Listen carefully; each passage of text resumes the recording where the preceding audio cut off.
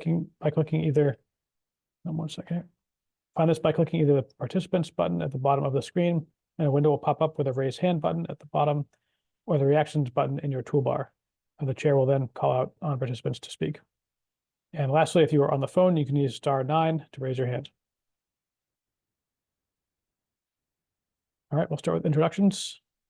Again, Jay Monty, City of Everett, representing Mayor DiMaria, and I'm the chair of the committee.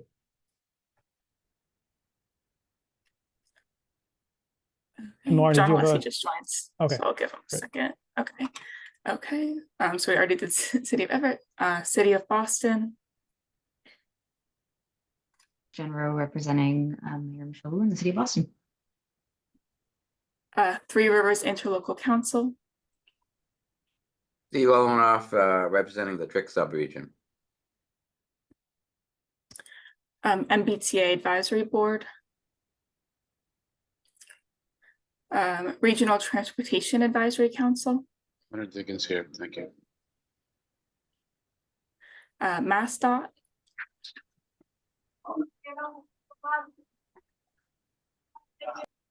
That me? Yeah, it would be. I never know if somebody else is here too. John Romano, Mass DOT Highway, an MPO board member. Massachusetts Port Authority. Hello, good morning. This is Sarah Lee representing Massport. And the Town of Arlington. Hi, sorry for being late. This is John Alessi representing the Town of Arlington. Okay, and that's the role, Mr. Chair. Thank you.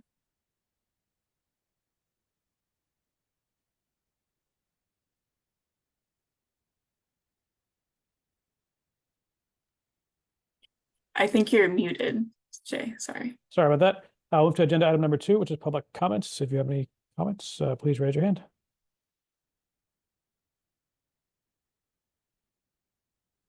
All right, hearing none, move on. Oh, we have one. Bianca.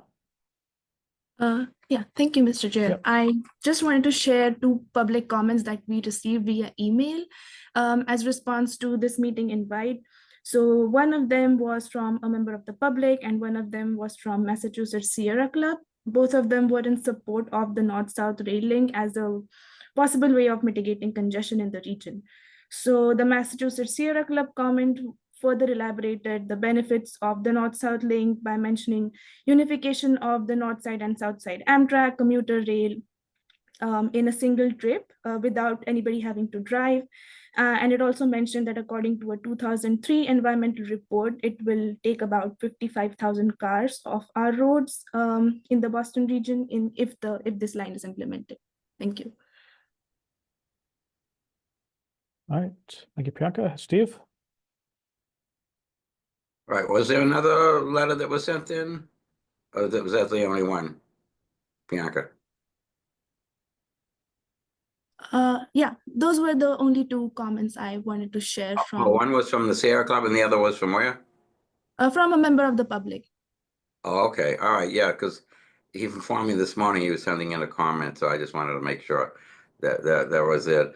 Yeah, I mean, there are some good points that the North-South Rail Link would take 55,000 cars off the road. That's been a statistic that's been out there for many years and has not been disputed at all. And so I can't see of any better way of reducing congestion than that. So I just wanted to add that. Thank you. Thanks, Steve. All right, are there any other public comments? Seeing none, move on to agenda item number 3. That is the new CMP objectives, and I'll turn it over to Priyanka.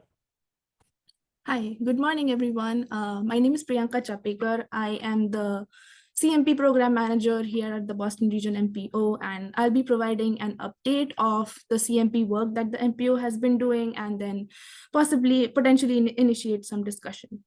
If we go on to the next slide.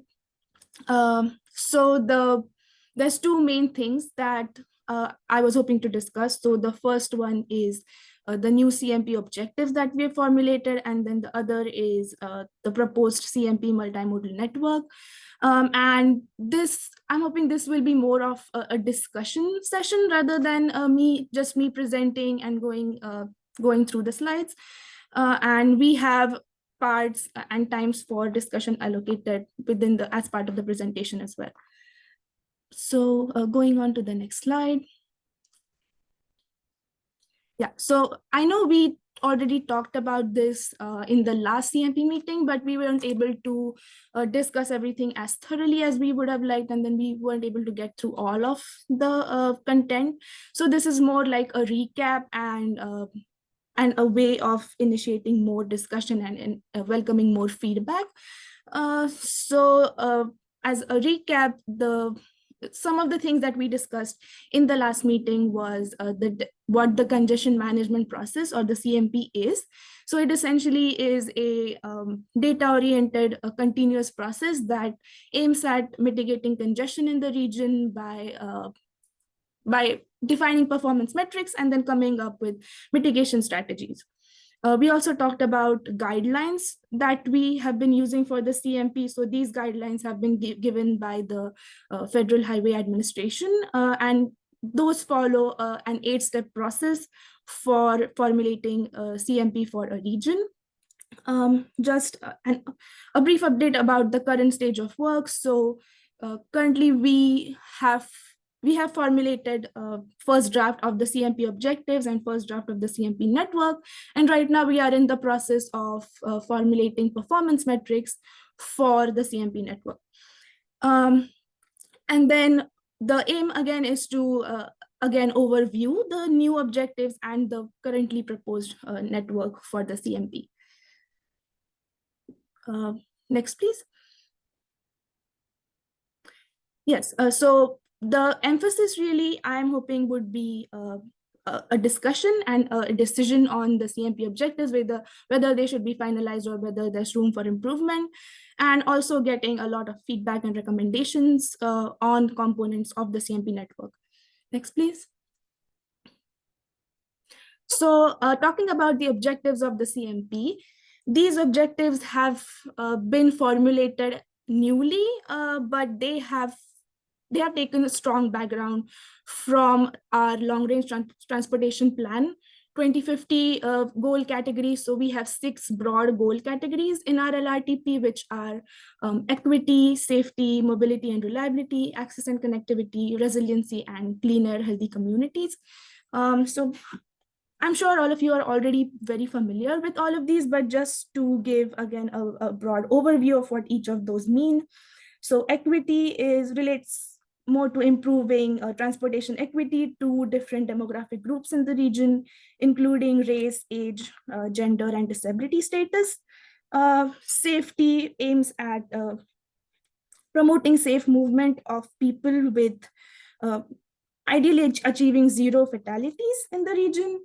Mobility and reliability looks at evaluating different transportation networks for improved movement through reduced travel times, caused by congestion.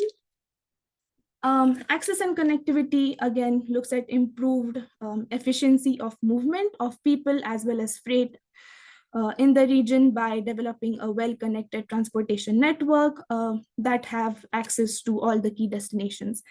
And the resiliency goal category talks about transportation infrastructure that is adaptable to climate change and support sustainable environments. And finally, the clean air and healthy communities goal area is about improving air quality with improving air quality that is free from emissions and pollutants, and which ultimately supports improved public health.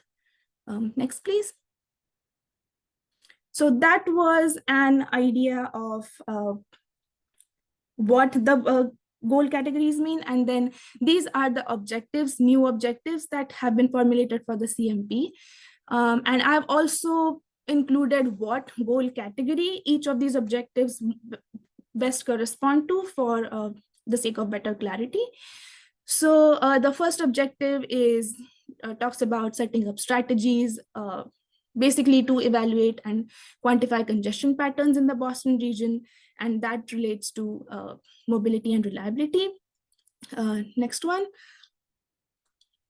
The next one talks about improving efficiency and reliability of movement of people as well as goods throughout the region with a focus on multimodality.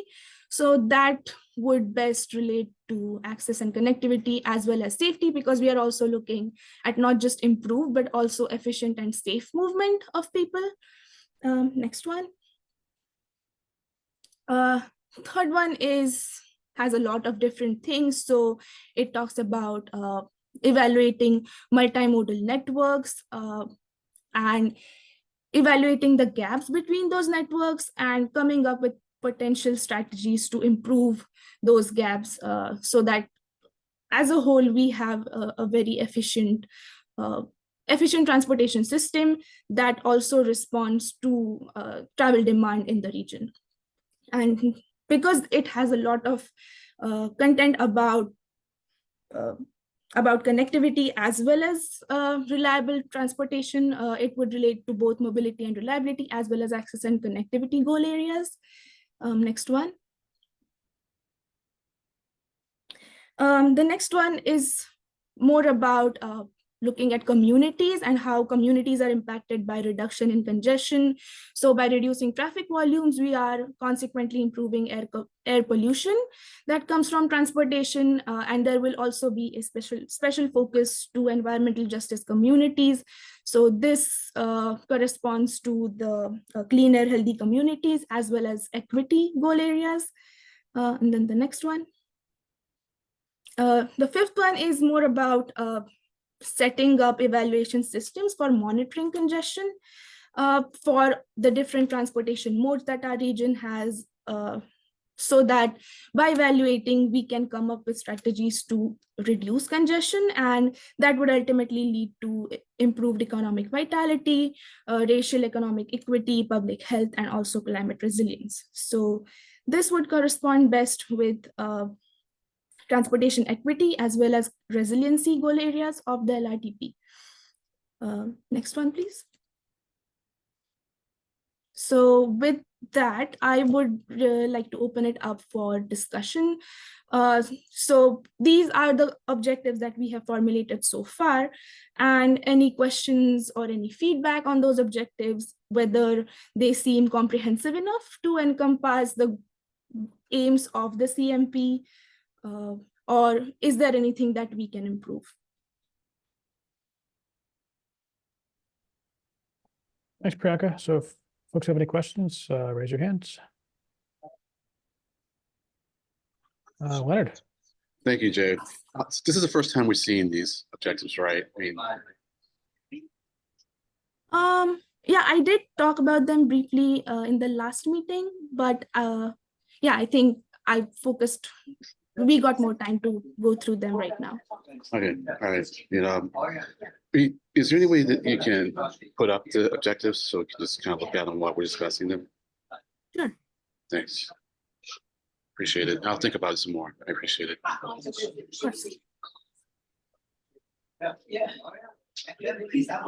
Thank you, Leonard. Anybody else have any comments, questions? See Jen? Oh. I'll let Steve go first. Okay, Steve, go ahead. Yeah, so I don't know how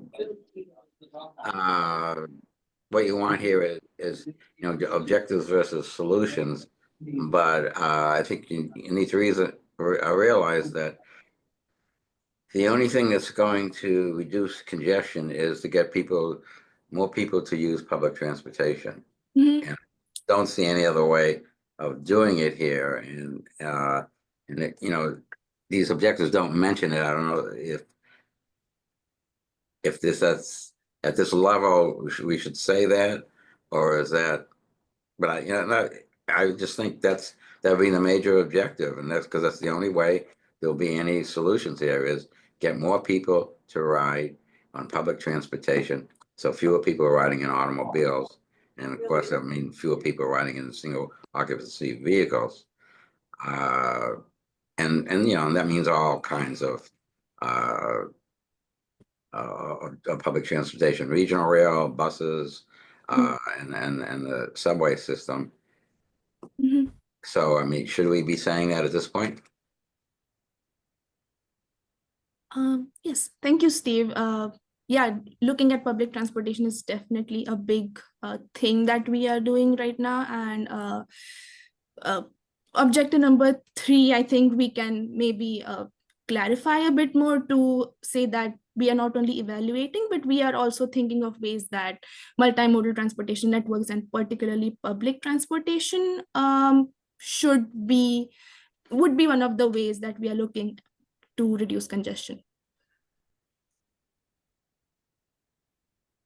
So, yeah, so the real question is, you're right, so we should come out and say it at this point in the, as part of the objectives, is to actually say, get as many people as possible to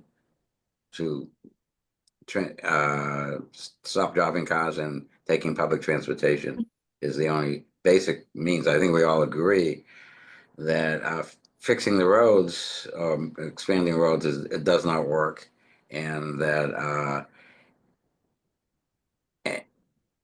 yeah, you can make the roads safer by modernizing them, but that doesn't reduce congestion at all. And I mean, safety is mentioned here. But basically, it all comes down to is promoting public transportation. Mhm. Thank you, Steve. Thanks, Steve. Jen. Yeah, thank you. Yeah, appreciate that comment, Steve. And yeah, I totally, agree that public transportation has a huge role to play and in getting us to the objectives. I guess I do see that there being other mechanisms that also need to be in place to kind of promote that mode shift. In that if like driving continues to be a very convenient mode for people, and even if we did, have a very, very high functioning transportation system, there would still be some even if some people did choose to shift over to transit, that would also have kind of created an induced demand, decreasing the amount of congestion on the roadways, and therefore like inducing more people who maybe weren't driving before to drive. So I think that there's probably some, I see different mechanisms around price. We've talked at the MPO about roadway pricing, parking policy. There's like, these other mechanisms too. So my concern with, specific, maybe there is some language here that we could, make sure kind of points to those sort of things, but I also wouldn't want to get into the,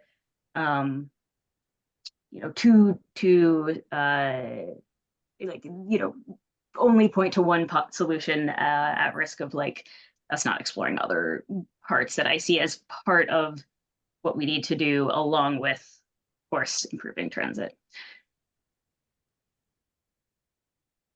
Good. Thanks, Jen. Trustee Len, and then we'll go to Susan and then John. So go ahead, Len. Thank you, Jay.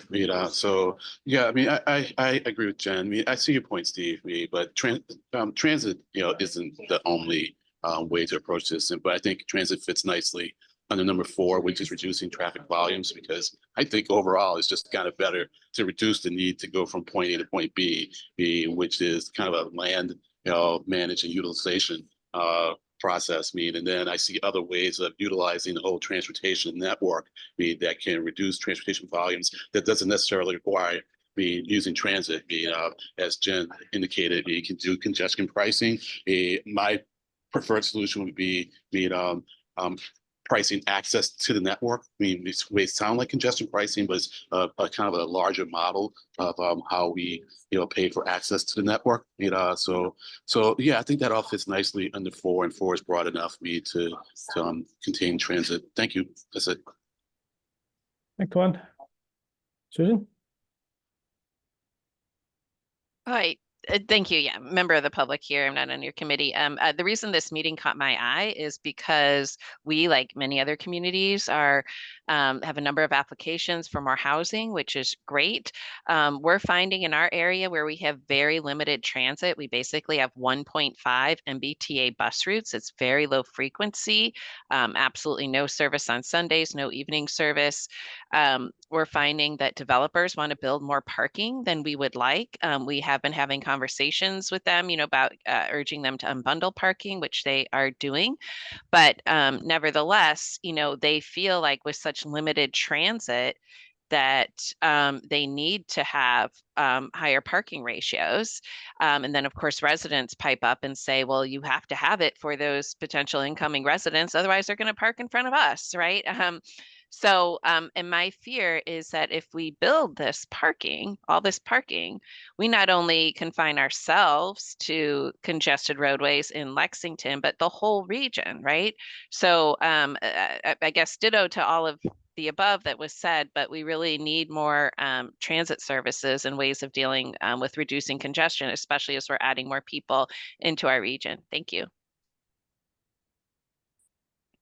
Thanks, Susan. John.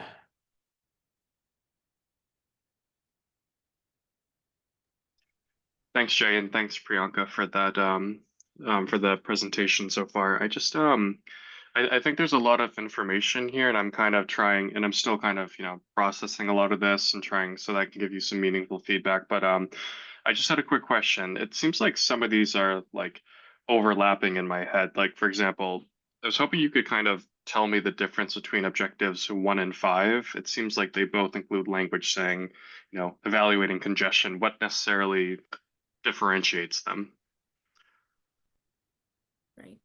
Thank you, John. So yeah, I do agree that there is quite a lot of overlap between the objectives, because there is a lot of overlap within our goal categories, and I think it's a good thing that we have that overlap, because we can't really like separate different things out that distinctly if we are talking about things like mobility and connectivity and safety. I think it's all like tied in very closely with each other. And to answer your question about 1 and 5, I think the first talks more about evaluating patterns. So 1 would be kind of the predecessor of number 5. So 1 is more about mapping networks where we are currently seeing higher congestion. And then point number 5 is more about thinking of ways to reduce that congestion and setting up monitoring systems, which could either be like intelligent transportation systems or like other ways of evaluating congestion to reduce it. So 1 is more of looking at the problem, and 5 would be more of thinking about its solution, if that makes it a bit clear.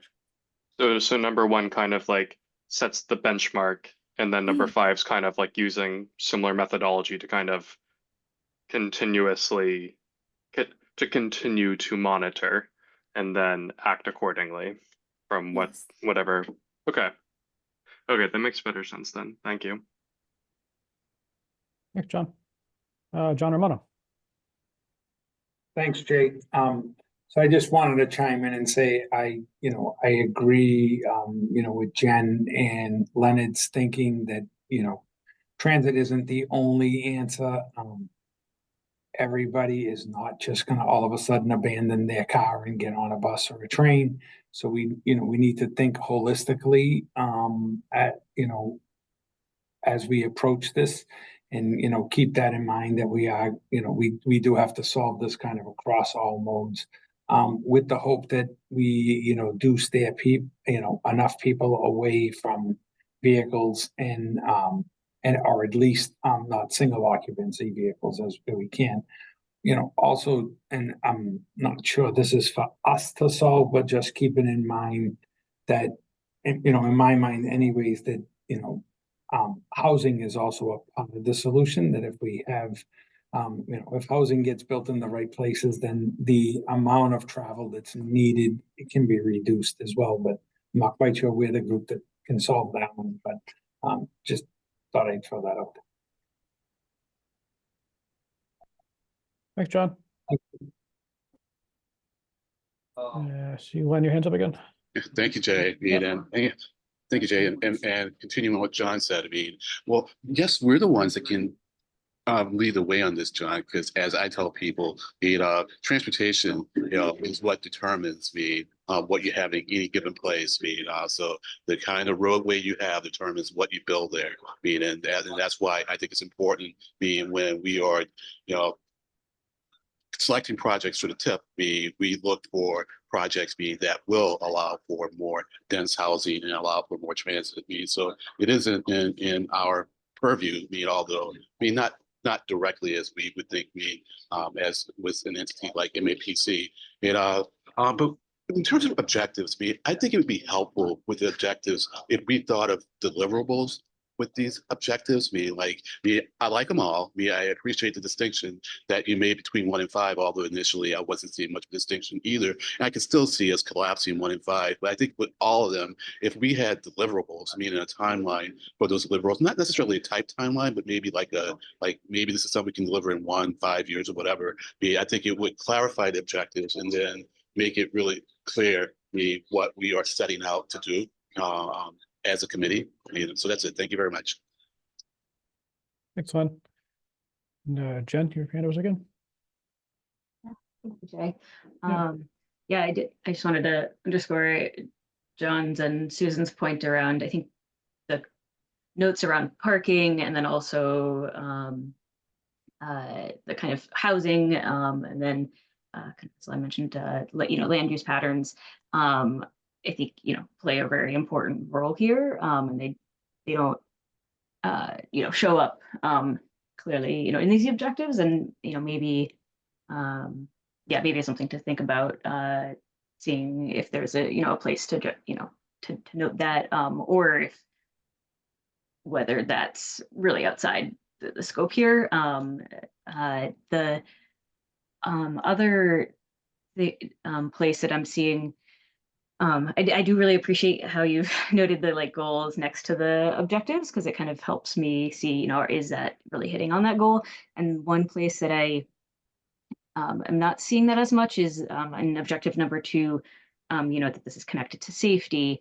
And, right now the statement is just saying, efficient and reliable, and does not include the word safe. And, if that is actually something that is part of that objective, then I think it ought to kind of show up there.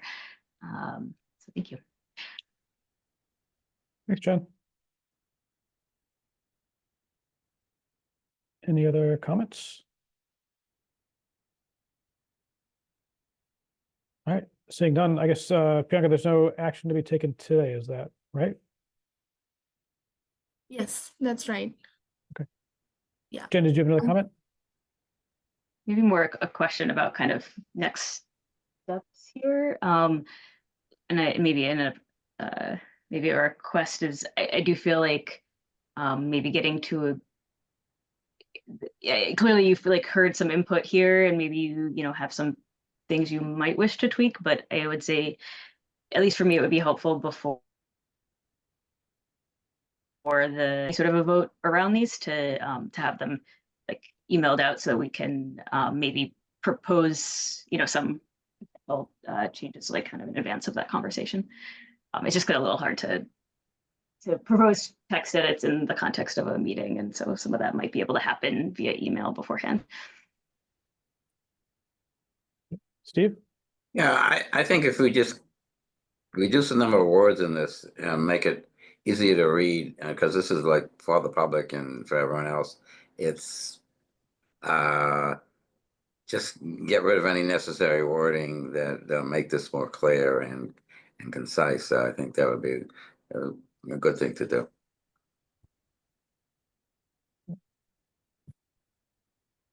So Priyanka, you're starting to talk about next steps. Do you want to talk about that? Yes.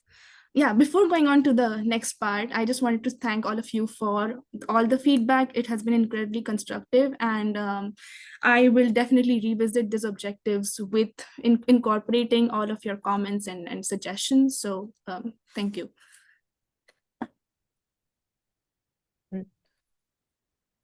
All right, so if you're all set, Priyanka, then we'll move on to agenda item 4. Yes. So this is the kind of the next step in the formulation of the CMP. So the first one was talking about objectives, and step number 2 is formulating a CMP network. And for most of the other CMPs, for like other peer agencies that I reviewed, this CMP network is generally just for roadways, and it counts like traffic volumes or average annual daily traffic or VMT, just pertaining to either trucks or passenger vehicles. But as all of the comments for the objectives also stated, our region already does have a very well developed public transportation network. And if we are thinking about reducing congestion, looking at other modes besides roadways is also very important to reduce congestion. So that is the reason why we have proposed this CMP network to be multimodal instead of just having roadways. And this network will be kind of the baseline for proposing performance metrics. So those performance metrics that we do decide will be mapped or will be analyzed based on this network. So going on to the next slide. Yes, so the CMP network is basically going to be the multimodal transportation network that will be monitored for first evaluating congestion patterns, and then also going to mitigation strategies. So kind of distinct, like making points 1 and 5 of the objectives distinct here. And again, as the Boston region is already very multimodal and has a lot of different transportation networks, it makes sense for the CMP network to also be multimodal. And a bit about the characteristics or the purpose of the network. So this network is kind of the foundation to analyze usage or like user trends, either in terms of volume. So that might take on the form of vehicle counts or ridership based on the mode that we are looking at.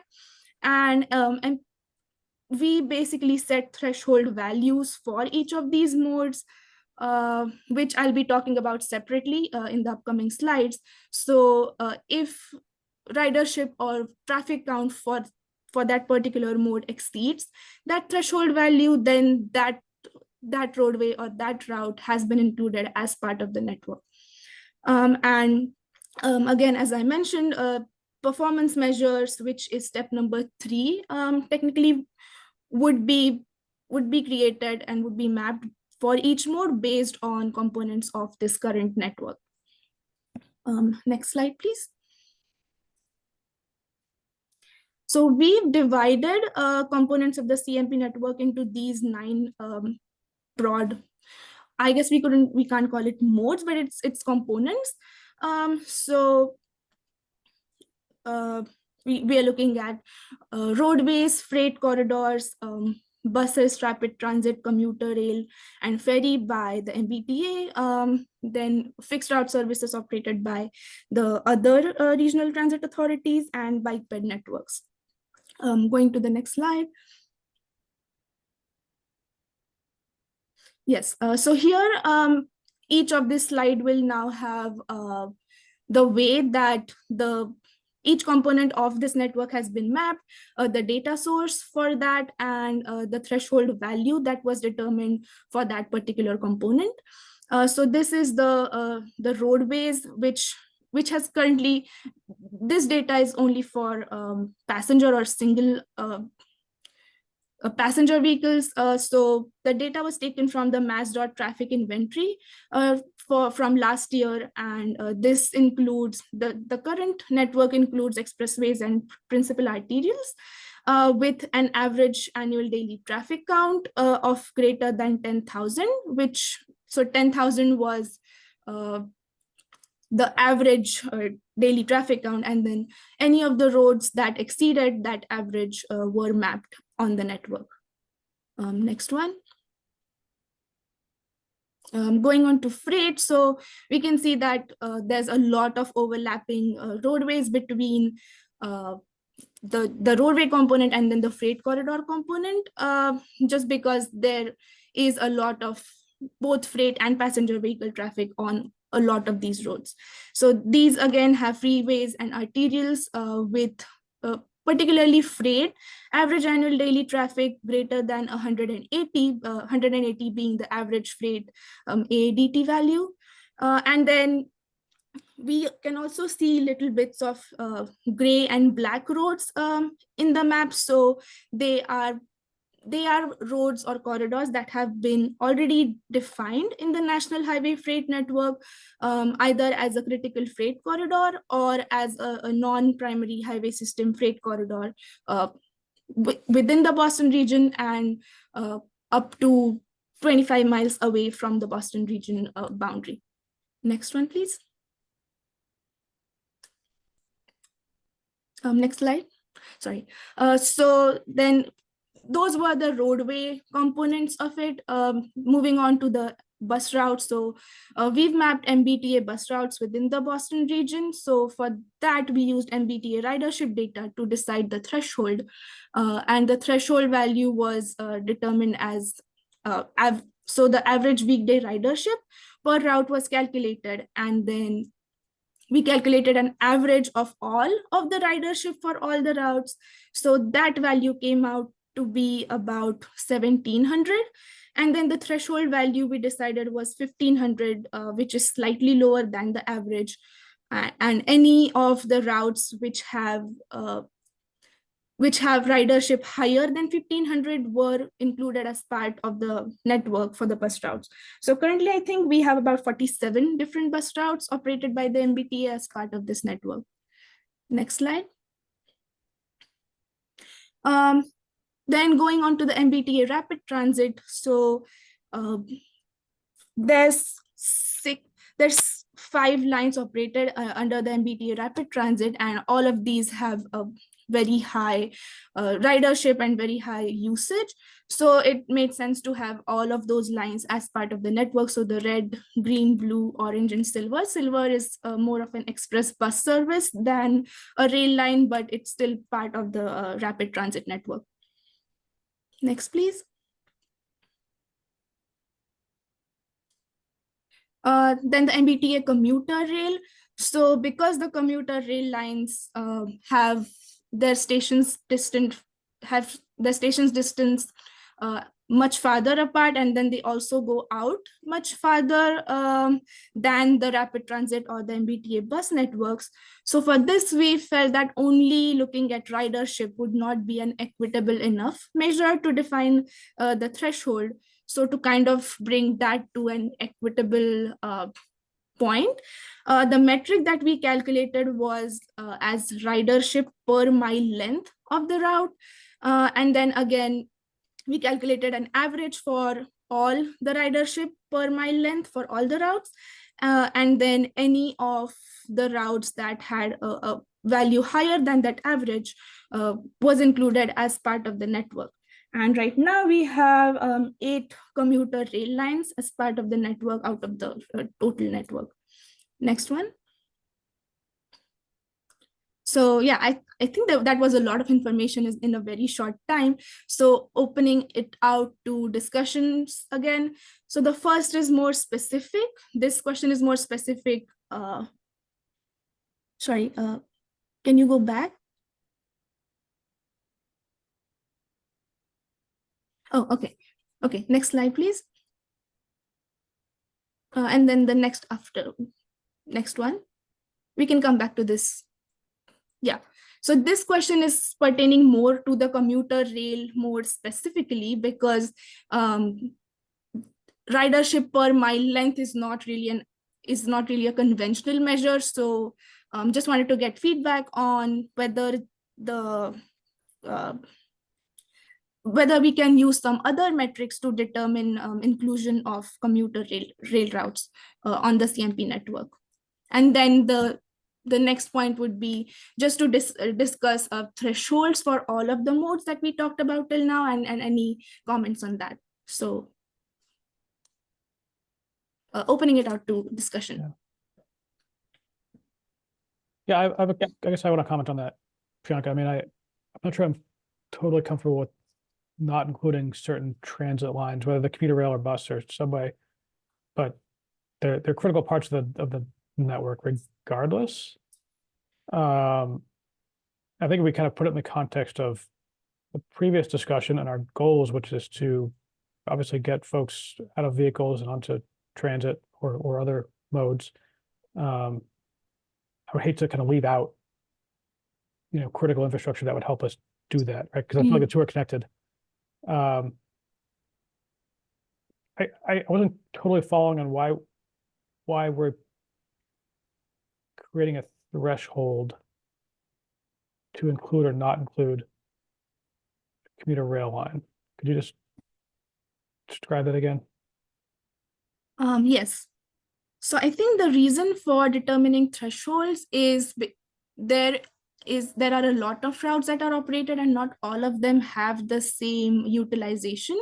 So we are just trying to kind of first think about which of them have the highest ridership and include them as part of the network, because we are primarily looking at volumes, either in terms of number of riders or in terms of traffic volumes. So I think setting that benchmark would just make it easier for further analysis rather than if we include all of them as part of the CMP network. And I completely understand your point about, like, are we overlooking something that is actually providing good service? But I think a better way to include all of those routes and like not exclude any of them would be a better part to include as part of the solutions or like mitigation strategies part of the CMP, rather than having them on the CMP network, which is basically looking at congestion or like higher volumes. I guess I'm still not understanding why we would just not include something. I mean, there's 12 or 13 commuter rail lines.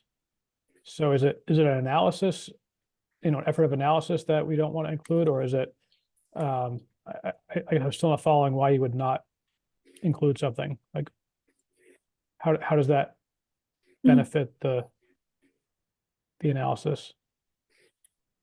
Okay, yeah, I think the main reason is just that we were looking at volumes, but this is definitely worth thinking about if we should. Then maybe the question becomes whether we should include all of these other modes at all, or if we should just include all of the different modes with all of their routes in a different section of the CMP, where it can be addressed better. Yeah, I guess I'm still not answering the root of my question, which is like, why, right? I mean, is there a reason why you don't want to include something? Like I'm hearing you say, like, yes, the ridership's less, and therefore, somehow something about that is less worthy of analysis, but I still not following why we wouldn't include it. Like, is it a criteria that we're trying to adhere to? Is it just a general, So idea? The main aim was to maybe increase focus on higher utility routes or higher utility modes, and focus on them to see if that is also causing congestion or if that is impacting congestion in any way. But yeah, I think it's definitely open for modification. Okay, I'll leave it there. We can discuss more later. Len, go ahead. I see what you're getting at, Jay. The way I'm seeing it, is that these are factors that are contributing to congestion or can have an impact as I'm sorry, can you help me with your name again? I'm just really bad with names, Priyanka. I'm sorry. Yeah, thank you. I'm sorry. It's because you said it's like what's impacting. So if I was going to study, things that are having an impact on congestion, right now, I would probably have thresholds. What you're saying, Jay, and I agree with this, is that we do have this capacity, and so we don't want to toss aside that capacity, and that can go into the mitigation or improvement areas, and so that comes into play later on. That's my take on it. Okay. So my question though is how would we factor T and C's into this? I mean, they're kind of like this odd thing, but they definitely have an impact on congestion. And there seems to be some correlation, between the ability of people, perceived ability of people to utilize mass transit, as they want, and their desire, to use TNCs. And I'll just toss this out as just kind of a perhaps random factor. But I've noticed that people are willing to pay more for a TNC, than they are for the corresponding amount of transit that they could get. And sometimes it shows up in places where you wouldn't think people would be even willing or able to pay as much as they do, to hop into an Uber. So I was just wondering, how does TNCs factor into the congestion model? Thank you. That's it. Thank you, Len. That is a really interesting point to look at, I would say. And right now, we have just included vehicular data as a whole in the roadway network, but we have not looked at like services like Uber or other like private services separately. And I think that's potentially definitely a point of analysis, but I'm not sure if differentiating them here at the stage of the CMP network would be as helpful. That might fit in better with the performance metrics category, where we are trying to quantify congestion. So maybe quantifying it in terms of how much % of Ubers are operating would be a better way of looking at it. Yeah, I agree. I understand. Thank you. And that's a question, not a suggestion, just trying to understand how we're thinking about it. Thank you. That's fine. And before I go to the next speaker, a nice one for clarifying that thought on the commuter rail. One thing that just came to mind on that was, do we instead of looking at it as a line by line, like commuter rail line by commuter rail line analysis, could you do it by stations? And that's probably a bigger effort. But really, I would think of some of those lines where, within 128, I'm thinking like a Fitchburg line, right? Like Porter Square gets a lot of ridership. So does, Waverly and some of those stations, but probably much fewer out in Fitchburg. And that's maybe skewing your data a little bit. So do we look at it more sort of like from a node or station boarding perspective and see if that changes the significance of these routes? I'll go to Susan next. Thank you. So I may be missing a point with this being the first meeting of yours I've ever attended, but I do think you have to consider a variety of other transportation services, even those with lower ridership than the threshold you mentioned. There's also things like TMA services, which were designed specifically to get, cars off the road for commuter travel. But of course, given their low number of trips, they're not going to probably meet your threshold. I'll just give you a personal example too. My husband was riding a bus every day to the Red Line. When that bus service was cut back, he now has to drive in order to get to his job by 8 a.m., right? So he drives to the Red Line still, but he can't take the bus. The bus still exists. But he's now part of the congestion, at least up to the Red Line. So I do think you have to look at all of them, which makes me wonder too, if your department, if your team is working with MassDOT transit planning, because I understand that Jonathan Church is sort of mapping all of the services, fixed route, demand, so forth.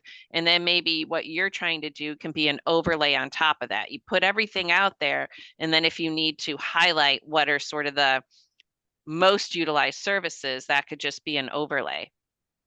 Thank you.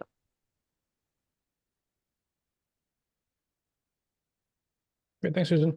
Go to John and then Jen. John Romano.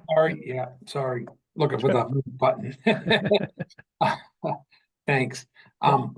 Yeah. So also talking about Uber and Lyft, we really need to think about all the delivery drivers too, right? Because especially as you get closer to the cities, they're causing the congestion. The double parking is causing the congestion. All of And so, even as you get into the suburbs, I'm sure, all of the, I don't want to blame everything on Amazon, but there's, they're building Amazon warehouses everywhere you look. And so we need to look at, where those are popping up and where those deliveries are going. If we want to get a true, what the true effect is of those. So I just think we need to keep that into consideration as well. I know that doesn't go to the what real line we're looking at, but we just need to keep. Thanks, John. Jen? Yeah, thank you. I guess a question, if I'm trying to disentangle kind of, disentangle kind of what needs to be what this network is trying to do, is maybe I can ask a question and see if it makes sense. Is this network that you're seeking to define here the type, the modes and like lines or segments, parts of the, parts of the driving network, parts of the rail network where we're concerned about congestion existing because we're seeing it today and it having an impact, whether that's on like the ability of, like causing unreliability and trips to be longer than or unpredictable, is this network also the like things that the looking at those segments of our infrastructure and system that we think are ways to mitigate that, the places where we're seeing delay and congestion? Because I think if it was just the former, then some of I think we'd have a much different network than if it's also inclusive of the potential solutions. Does that make sense? Yes. Thank you very much for that question, Jen. I think it also helped me put together my thoughts before answering. So I think there's two parts to this. So first part where we are looking at roadways and freight, that is definitely analyzing where congestion, like traffic congestion, is currently the highest or very high. And we definitely need to look at ways to resolve it. And then the other part of it, which is looking at all of these modes of public transportation, the reason to include that and the reason to include only high ridership in that is to see whether we are having a higher demand than availability of those services, and if maybe those services need to have additional routes or more frequency, or how the sort of crowding in that aspect on those services can also be reduced, if that made sense.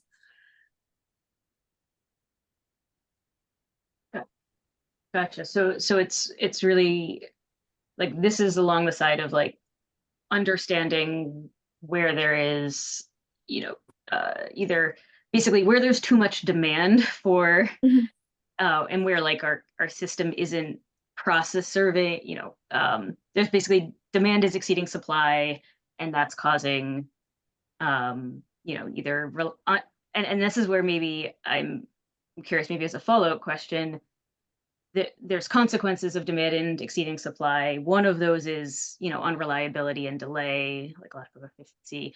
The other is like, in my opinion, is also safety, too, in that, like, if there's, I think I see that places where there's, excess demand, for single occupancy vehicle trips, it then becomes really hard to create safety interventions in those same, roadway segments, and intersections, I think critically as well. So that maybe that's a kind of a follow-up question is, are we looking at is the kind of framing we should be looking at which roadway roadway and transit segments are we seeing that there's excess demand, and that excess demand is causing issues. Yes, and I'm aware that we are already at our time, but I think I'll just answer this one question and then hand it back to Jay. So in looking at safety, we are considering safety as part of our performance metrics. So particularly looking at the types of crashes and crash severity. So we are looking at safety, but I'm not sure how we can include that as part of the CMP network. It's rather something that can be mapped according to the CMP network based on safety data that we already do have.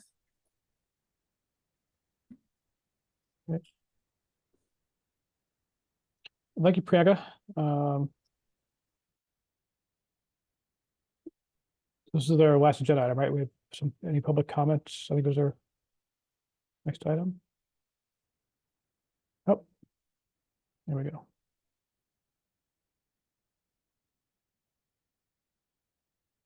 Did you want to talk about next steps, Priyanka, before we wrap up? Sure. If you can go back to the previous, yeah.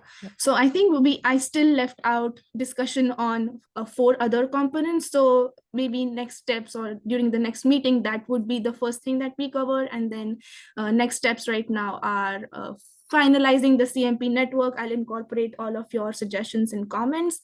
And then the current work that I'm doing is mapping and identifying performance measures based on CMP network, the data we have available, which is relevant and recent, and also reviewing previously used performance measures, and then setting up metrics or like quantified values to evaluate performance on the CMP network. So the next meeting would focus more on these performance measures, and along with that, the remainder of the CMP network part that we left out. And the next meeting would probably be in a couple of months. And then I'll send out a similar link for the scheduling. Probably after the holidays, I would think, right, Priyanka? Yeah. Okay, great. Oh, Jen, you have a question? Yeah, it was just maybe a request if you could send out this slide deck. Just like to spend a little bit more time with the maps before the next meeting. For sure, yes.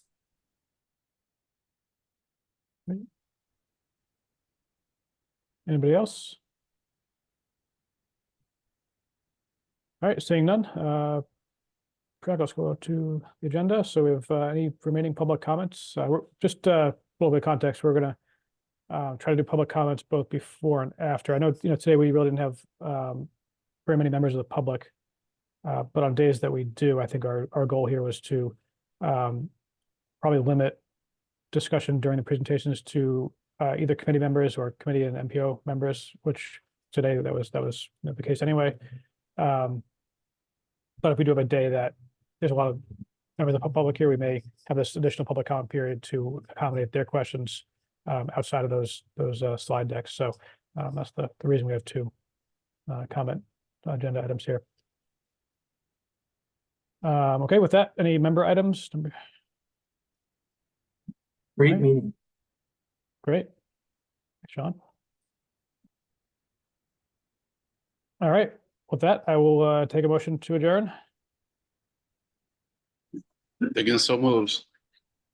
Second. All right, we are adjourned. Thank you.